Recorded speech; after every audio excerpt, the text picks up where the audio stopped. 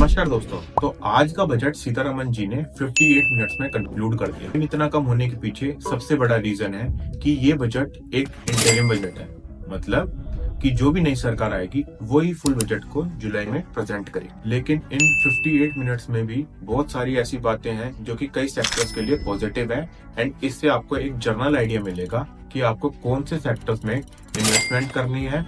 और इसके साथ ही वीडियो में मैं आपको समझाऊंगा कि इस बजट से आम आदमी को क्या बेनिफिट्स मिलने वाले हैं। तो चलिए सबसे पहले जानते हैं कि सीतारमन जी ने बजट में हमारे घर से रिलेटेड क्या अनाउंसमेंट की हैं। तो पहला है पीएम आवास ग्रामीण योजना के अंडर जो भी मकान बने हैं वो रेडी होके 3 करोड़ लोगों तक पहुंच चुके हैं और इससे स्कीम के अंडर अगले 5 साल में 2 करोड़ मकान और बनाए जाएंगे। दूसरा है कि हमारे देश में मेडिकल कॉलेजेस की काफी कमी है, तो इसकी संख्या बढ़ाने के लिए एक स्पेशल कमेटी बनाई गई है। Next is cervical cancer vaccination. इसके लिए मुहिम चलाई जाएगी जिसके तहत 9 साल से 14 साल की बच्चियों को ये वैक्सीनेशन दिया जाएगा। अब बात करते हैं कैपिटल एक्सपेंडिचर की, जिसको हम कैपेक्स बोलते हैं। इसमें गवर्नमेंट ऐसे एसेट को बनाने में खर्चा करती है जो लॉन्ग टर्म में गवर्नमेंट को रेवेन्यू जनरेट करके देंगे। तो गवर्नमेंट ने इसको 11% बढ़ा के इसको 11.1 लाख करोड़ कर दिया है। जो और आपको ये और बता दूं कि इंडिया की हिस्ट्री में इससे बड़ा कैपेक्स आज तक नहीं आया है। लेकिन अगर ग्रोथ के हिसाब से देखें तो लास्ट ईयर जो कैपेक्स बढ़ाया गया था वो लगभग 37% था।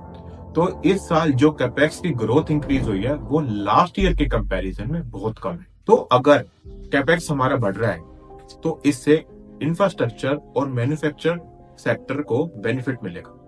और इसमें भी कौन कौन से सेक्टर हैं जिनको बेनिफिट मिलने वाला है, इसके बारे में हम गवर्नमेंट ने जो बताया है वो मैं आगे बात करूंगा आपसे। अब टैक्सेस के बारे में बात करें तो किसी भी डायरेक्ट एंड इनडायरेक्ट टैक्सेस में कोई भी चेंज नहीं किया गया है और ये भी एक्सपेक्टेड था।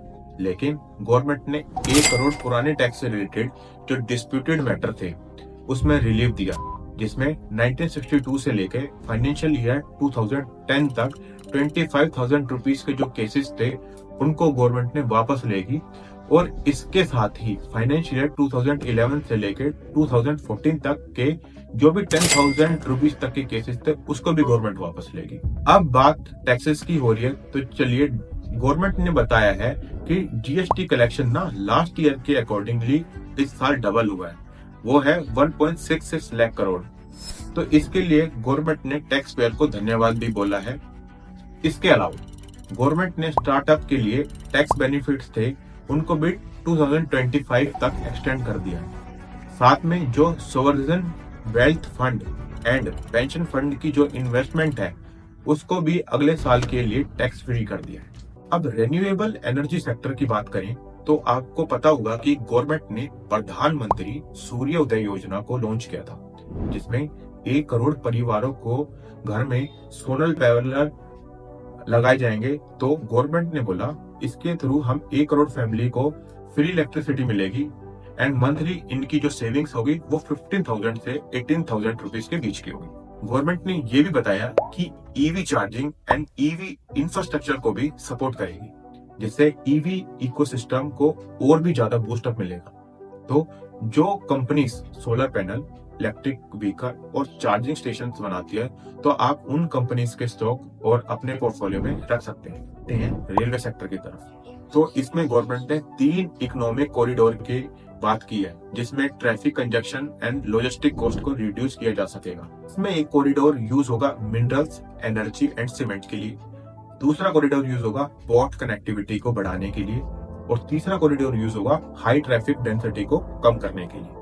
एंड ये तीनों कॉरिडोर पीएम गति शक्ति योजना के अंदर बनाई जाएंगे। इसके अलावा गवर्नमेंट 40,000 नॉर्मल ट्रेन की बुकीज को वंदे भारत के स्टैंडर्ड के अकॉर्डिंग कन्वर्ट करेगी ताकि पैसेंजर्स की सेफ्टी एंड कन्वीनियंस बढ़ाई जा सके। इसके अलावा गवर्नमेंट मेट्रो रेल एंड नमो भारत के प्रोजेक्ट्स को और सिटीज में भी एक्सपेंड करेगी।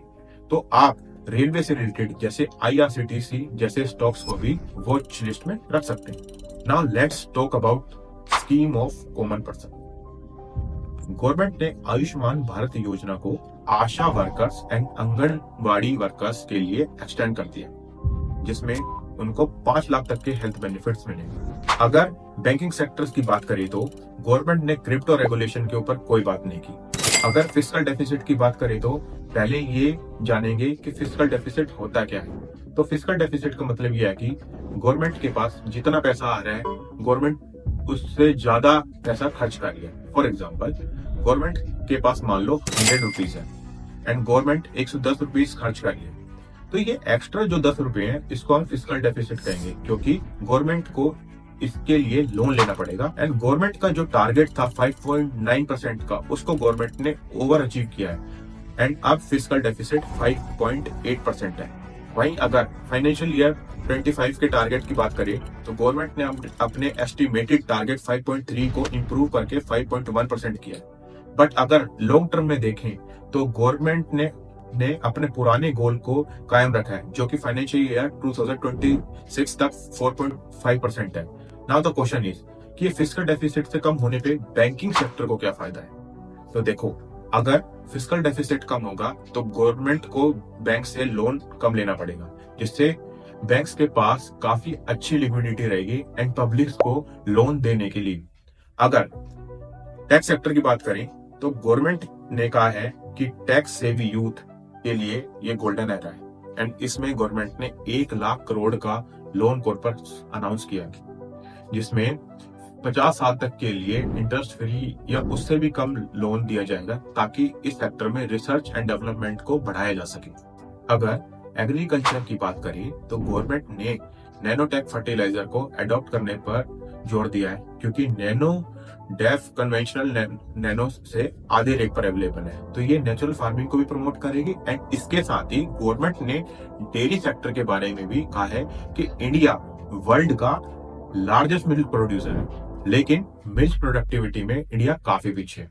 तो इसमें भी गवर्नमेंट ने डेयरी फार्मर्स को सपोर्ट करने के लिए प्रोग्राम लाने की बात कही है। अब अगर टूरिज्म सेक्टर की बात करें तो गवर्नमेंट ने अनाउंस किया है कि टूरिज्म डेवलपमेंट के लिए स्टेट्स को 50 साल तक के लिए 75,000 करोड़ का इंटरेस्ट फ्री लोन दिया जाएगा। स्पेशली गवर्नमेंट लक्षद्वीप आइलैंड के टूरिज्म को डेवलप करने के लिए काम करेगी। तो आप होटल्स एंड टूरिज्म से रिलेटेड जो भी स्टॉक्स हैं आप उस पर नजर रख सकते हैं एंड इसी के लिए मैंने एक वीडियो भी बनाई है, आप उसको वॉच आउट करना। तो अगर ओवरऑल बात करें तो ये बजट काफी बैलेंस बजट था एंड गवर्नमेंट ने एक बैलेंस्ड अप्रोच लेते हुए भी मेजर चेंजेस किए हैं एंड मार्केट भी बजट के बाद स्टेबल है।